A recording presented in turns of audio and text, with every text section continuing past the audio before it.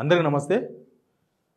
మూసీ నది ప్రక్షాళన, మూసీ బ్యూటిఫికేషన్, దానికోసమని 15,000 మందిని ఇక్కడి నుంచి తప్పిస్తాం, ఆ ఇల్లు కూలగొడతాం. దేనికైనా టైం ఉందంట. ఈయన ఇచ్చిన హామీలు అమలు చేయడానికినేమో 9 నెలలు టైం సరిపోలే, వీళ్ళ ఇల్లు మాత్రం 3 రోజుల్లో కూలగొడతారంట. 3 days.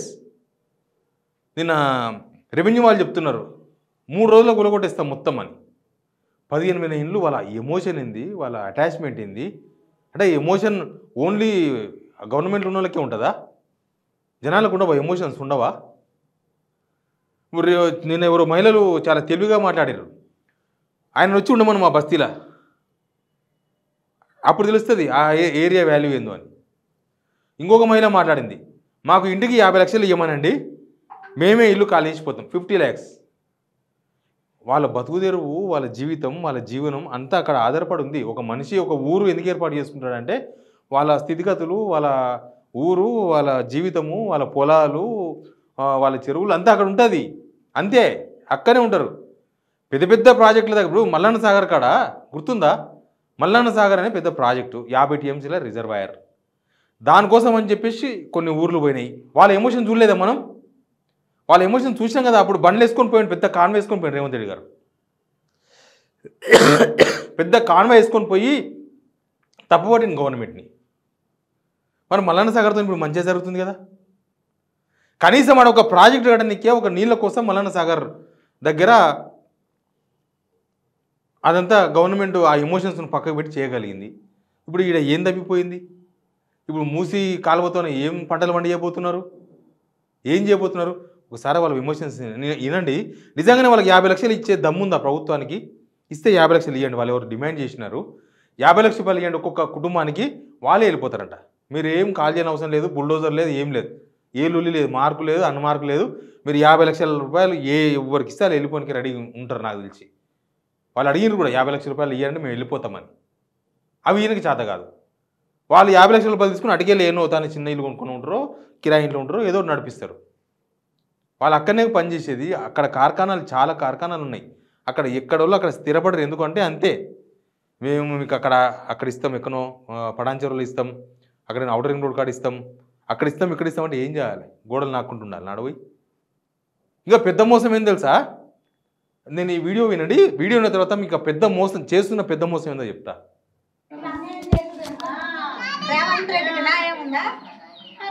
మా ఇంటి పోతున్నాయంటే మాకు ఎంత బాధ.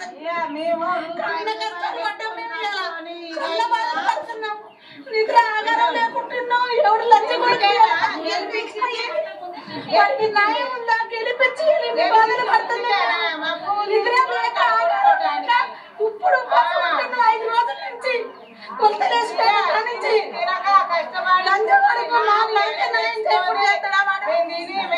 పిల్లల్ని కాకొని కుటుంబాల మీద పేదల మీద పోతాడు వాడు. ఉన్నోళ్ళ మీద పోయే లక్షలు కోట్లలో తీయాలి వాడు. మాలాంటి ప్రజల మీద కొట్టుకుంటే ఉంది. దరిద్రం ఉండా కొడుకు.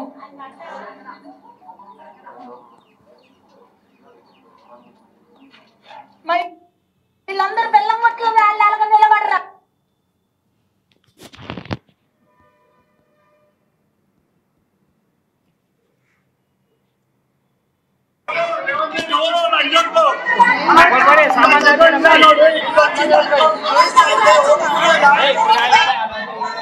ఇంకా వీళ్ళ బాధలు, వీళ్ళ వీడియోలు చాలా చూసింటారు, సోషల్ మీడియాలో బాగా తిరుగుతున్నాయి. వాళ్ళ ఎమోషన్ ఎవడు వాల్యూ కట్టలేడు. డబుల్ బెడ్రూమ్లు ఇస్తా అంటే వాళ్ళ ఎమోషన్ కాదు. ఎమోషన్తోన ఆటలు ఆడుకోవద్దు. నాకు తెలిసి 9 నెలల కాలంలోనే ఇంత దరిద్రమైన తిట్లు తిన్న ముఖ్యమంత్రి ఎవరు లేరు. కేసీఆర్ 9.5 సంవత్సరాల తర్వాత కూడా ఈ తిట్లు తినలేదు. ఈ తిట్లు తిట్లే. కిరణ్ కుమార్ రెడ్డి తెలంగాణ వ్యతిరేకించినా కూడా తెలంగాణ జనం కిరణ్ కుమార్ తిట్లే. ఈ బూతులు తిట్లే. వైఎస్ రాజశేఖర రెడ్డి చనిపోతే కళ్ళకు అద్దుకున్నారు జనం, కళ్ళకు అద్దుకున్నారు. వాళ్ళ ఇంట్లో మంచి చచ్చిపోయినట్టు ఫీల్ అయినారు ఒక్కొక్కరు. వాళ్ళ ఇంట్లో మంచి చచ్చిపోయినట్టే వైఎస్ రాజశేఖర రెడ్డి, ఆ స్కీమ్స్, ఆ పరిపాలన. ఇక చంద్రబాబు నాయుడు ఓసారి అధికారం పోయి ఇంకోసారి అధికారం ఇచ్చిండ్రు. కొన్నిసార్లు ఆయన చేసిన తప్పుడు పనులు, రైతుల మీద కాల్పులు, బషీర్బాగ్ చౌరస్తాల, ఇవన్నీ వ్యవసాయం అంటే దండ, ఇట్లాంటివన్నీ ఆయనకు ఉన్నాయి కొన్ని. కానీ జనం 9.5 నెలలలో జనం చేత ఇంత చీత్కరించబడిన ముఖ్యమంత్రి ఎవరు లేరు. రైట్. ఇప్పుడు వీళ్ళు ఈ మూసీ నది ప్రక్షాళనతో ఏం చేయదలుచుకున్నారు చెప్పగలరా? మీకు రుణమాఫీకి డబ్బులు లేవు, రైతు భరోసాకు డబ్బులు లేవు, మహిళలకు 2500 రూపాయల నెలకు ఈయనకి డబ్బులు లేవు, పిల్లలకు ఫీజు రియంబర్స్మెంట్కి డబ్బులు లేవు, చాలా సతాయిస్తున్నారు కాలేజీలో, డబ్బులు లేవు. ఇక దేనికి డబ్బులు లేవు? వర్షాలకు వీళ్ళు మంచిగా ఉన్నది, వర్షం పడకన్నా ముందు అంతకుముందు గవర్నమెంట్ చేసిన రోడ్లు ఉండే నిమ్మలంగా ఉన్నది, అదే రోడ్ల మీద తిరిగిండి వీళ్ళు. వర్షం పడగానే మొత్తం బొక్కలు పడ్డాయి, ఆడ ఈడ చాలా దగ్గర మెయింటెనెన్స్ లేకపోవడం రకరకాల కారణాలు అవుతున్నా. అవి ఇప్పటిదాకా రిపేర్ చేసే దిక్కు లేదు, రిపేర్ చేసే లేడు. హైదరాబాద్నే దిక్కు లేదు, ఇంకా బయట చూస్తే ఇంకా దారుణంగా ఉండొచ్చు బహుశా ఆ పరిస్థితి. మరి ఇప్పుడు మూసి ప్రక్షాళన చేసి ఏం చేయబోతున్నారు వీళ్ళు? ఉండాలి కదా, ప్రతి దానికి ఒకటి ఉండాలి, ప్రతి దానికి ఒక పిరమిడ్. దీన్ని కట్టడం వల్ల నేను ఇక్కడ ఇన్ని డబుల్ బెడ్రూమ్లు కట్టడం వల్ల ఇంతమంది పేదలకు ఇక్కడ దొరుకుతుంది, ఈ కంపెనీ పెట్టడం వల్ల ఇంతమందికి ఆసర అవుతుంది, ఇగో ఈ స్కీమ్ ఇవ్వడం వల్ల వీళ్ళు జీవితంలో కొంత మెరుగుపడతారు. ఇది కదా ప్రభుత్వ ఏజెండా ఉండాల్సింది. ప్రభుత్వ ఏజెండా మొత్తం మారిపోయింది. ఎందుకు? ఎలక్షన్ రాగానే మొత్తం ఈ మూసి ప్రక్షాళన ఎందుకు తెర మీద తీసుకొచ్చిండ్రు? అసలు దీనిలో వెనుక అవినీతి జరుగుతుందని ప్రధానమైన ఆరోపణలు వినిపిస్తున్నాయి. రైట్, అవి పక్కన పెడదాం, ఎందుకంటే అవి ఆరోపణలే. అవి బయటపడ్డప్పుడు ఖచ్చితంగా రెడ్ హ్యాండెడ్గా పట్టుకొని అప్పుడు మాట్లాడదాం మనం కూడా. అయితే మూసి ప్రక్షాళన అంటే టూరిజం పేరు చెప్తున్నారు వీళ్ళు. టూరిజం ఏం టూరిజం? బొక్కలో టూరిజం. జనాలందరినీ చంపేసి అలాగే ఇప్పుడు టూరిజం తీసుకొస్తారు. హైదరాబాద్లో టూరిజం ఈయన తీసుకొచ్చే పెట్టాలన్నా? హైదరాబాద్లో నేషనల్ టూరిజం చాలా ఉంది. అసలు ఇక్కడ కొన్ని చూసిన, న్యూయార్క్ పోయినరా మధ్య, అమెరికాలో పోయినప్పుడు న్యూయార్క్ చూసినరా, ఈయన చదివిండో ఏమో చేసి టైమ్స్ స్క్వేర్ కడతామండి ఇక్కడ, అక్కడ అట్లాంటిది ఏదో ఉంది అని. అసలు న్యూయార్క్ ఏంది, మనమేంది, మన బతికేంది? ఇప్పుడు మీరు డబ్బులున్న ఉండొచ్చు, కానీ తెలంగాణ జనం పేదోళ్ళు. నేను చూసిన తెలంగాణ కంట సంవత్సరానికి 1,50,000 మంది టూరిస్టులు వస్తున్నారంట, సంవత్సరానికి 1,50,000 మంది. న్యూయార్క్ పోతే నెలకు 2.5 లక్షల మంది ఉంటారు, నెలకు 2.5 లక్షల మంది. 2.5 లక్షల మంది 12 నెలలు వేసుకో, దగ్గర 30 లక్షల మంది ఉంటారు. వాళ్ళు మన ఇండియన్సే చాలామంది ఉంటారు, మనోళ్ళే ఉంటారు చాలామంది. ఆడపోయి చూసి వచ్చిన వాళ్ళు, చూనికపోయిన వాళ్ళు, రకరకాలు. ఇప్పుడు దానిలాగా ఏనికే ఇక్కడ చేస్తారంట, టూరిజం కోసం చేస్తున్నారంట. ఈడ వచ్చేది ఎంతమంది? సంవత్సరానికి 1,50,000. నెలకి ఎంత? నెలకి ఎంత పడుతుంది? సంవత్సరానికి 1,50,000 వేసుకుంటే 10,000 12,000 మంది పడతారు. ఇప్పుడు వాళ్ళ కోసమని వీళ్ళందరినీ, వీళ్ళ జీవితాలను బుగ్గి చేసి వీళ్ళందరినీ రోడ్డుకి ఈడ్చి వాళ్ళ నానమ్మ బాధలు, వాళ్ళ కథలు, వాళ్ళ ఎమోషన్స్, వాళ్ళ కష్టాలు. ఎంతోమంది బస్తీలో పోతే ఎన్ని ఫ్యామిలీ ఎమోషన్స్ చాలా ఉంటాయి. కొందరికి బతుకుతీరు ఉండదు, కొందరికి భార్య భర్తలు ఉండరు, భర్త ఉంటే భార్య ఉండదు, భార్య ఉంటే భర్త ఉండరు, రకరకాల ఈ తాగుడు వ్యసనాలకు అలవాటు పడి ఉంటారు. ఈ ప్రభుత్వాలు చేసే పనులకు గల్లికి దుకాణం పెట్టిస్తే మందుకు బానిసైన వాళ్ళు ఉంటారు, సంసారాలు పాడైపోయిన వాళ్ళు ఉంటారు. వాళ్ళందరినీ తీసుకుపోయి నేను ఆడేస్తా ఈడేస్తా. రేవంత్ రెడ్డి వాళ్ళ ఫ్యామిలీ వచ్చి డబుల్ బెడ్రూమ్ ఉండమని అడిగిన వాళ్ళు పోయి ఉంటారా? మరి మీకేం ఎమోషన్స్ లేవు కదా, మీరు అంతా కరడు కట్టిన రాయి తయారైంది మీ గుండె.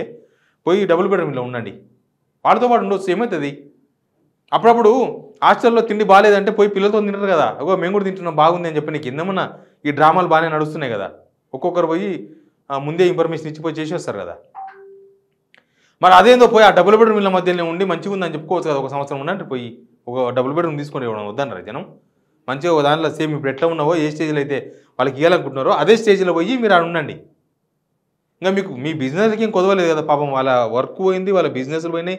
చిన్న బిజినెస్లు చేసుకున్న తోళ్ళు, తోపుడు బండ్ల మీద ఏదో ఇడ్లీ పెట్టుకున్న ఇడ్లీ షాపు, హోటల్స్, చిన్న టిఫిన్ సెంటర్ పెట్టుకున్న వాళ్ళతో, ఏదైనా పెద్ద టిఫిన్ సెంటర్ ఉంటే దాంట్లో పనిచేస్తోళ్ళు, అటుకెళ్ళి కార్ఖానాలో పనిచేస్తోళ్ళు. అక్కడ చాలా ఏరియాలలో చాలా కార్ఖానాలు ఉన్నాయి.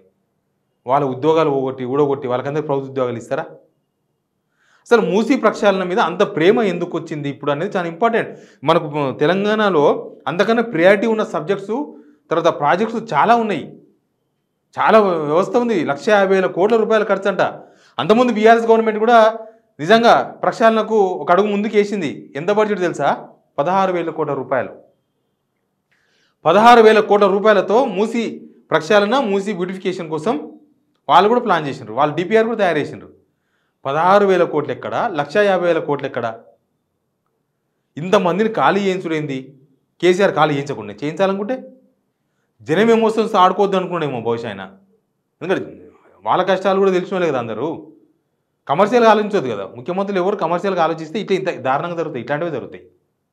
మీరు ఎలక్షన్ ముందే ఒక మాట చెప్పిండి బాగుండే. మేము ఉందాం ఒక మూసి కాదు అసలు ఎక్కడెక్కడో సూర్యపేటనంట, ప్రతి దగ్గర మా వనపర్తిలో కూల్చిర్రంట ఈ మధ్యకాలంలో. నారకాలను తిరుగుతున్నారంట జేసీబీలు పట్టుకొని, అక్కడ భూపాలపల్లిలో తిరుగుతున్నారు, మంచిర్యాలలో కూల్చేసారు కొన్ని. అడ్డు లేదు, అదుపు లేదు, జనమే అదుపు చేస్తారు. ఏముంటుంది ఇప్పుడు కేసీఆర్ ప్రతిపక్షం లేకుండా చేస్తే కాంగ్రెస్ ప్రతిపక్షం కాలే, జనం ప్రతిపక్షమైనరు. కాంగ్రెస్ అందిపుచ్చుకున్నది లాస్ట్కి వచ్చి అందరినీ సెంటిమెంట్తో ఆడుకున్నది. కానీ అబద్ధాలు చెప్పి లైన్లోకి వచ్చారు వీళ్ళు. కానీ మీరు ఇట్లే చేసుకుంటూ పోతే జనం చూసుకుంటారు. కోట్లు అడుకోకపోవచ్చు హైడ్రాను. మీరు చెప్పే తప్పుడు రిపోర్ట్లు. మీరు కావాల్సిన వాళ్ళు సేవ్ చేస్తారు, తిరుపతి రెడ్డిలు సేఫ్ చేస్తారు, పెద్ద పెద్ద ఇల్లు సేఫ్ చేస్తారు, పేదోళ్ళ ఇళ్ళ మీద కురుకుతారు. మూసి ప్రక్షాళన దేనికోసం? దీనివల్ల ఎంతమంది జనానికి ఉద్యోగాలు దొరుకుతాయి, ఎన్ని ఎకరాల పొలాలు పండుతాయి. దానికి నీళ్ళు కూడా లేవు వర్షాకాలంలో తప్ప, నీళ్ళే ఉండవు. హిమాయ సాగర్లు అవన్నీ నిండితే నీళ్ళు వస్తాయి. అవి వెనుక పెద్ద పెద్దల ఫామ్ హౌస్ నిండుతాయి అని చెప్పి గేట్లు ఎత్తి అప్పుడు వస్తాయి అంతే. ఇంకా తర్వాత నీళ్ళు ఉండవు. జీవనది కాదు అది, ఒకప్పుడు జీవనది. ఇప్పుడు మురికి నీళ్ళు మొత్తం. దాన్ని కూడా మల్లన సాగర్ నీళ్ళు తీసుకొస్తారంట. మల్లన సాగర్తో నీళ్ళు తీసుకొచ్చి నింపుతారంట మూసిని కూడా. ఇది దేనికి అర్థం, ఏమని అర్థం? ఇంతమంది జనాలతో కొట్టుమిట్టాడుతున్న ఈ వ్యవహారంతో ఇంత పరాచకాలు అవసరమా? ఈ వీడియో చూడండి ఒకసారి.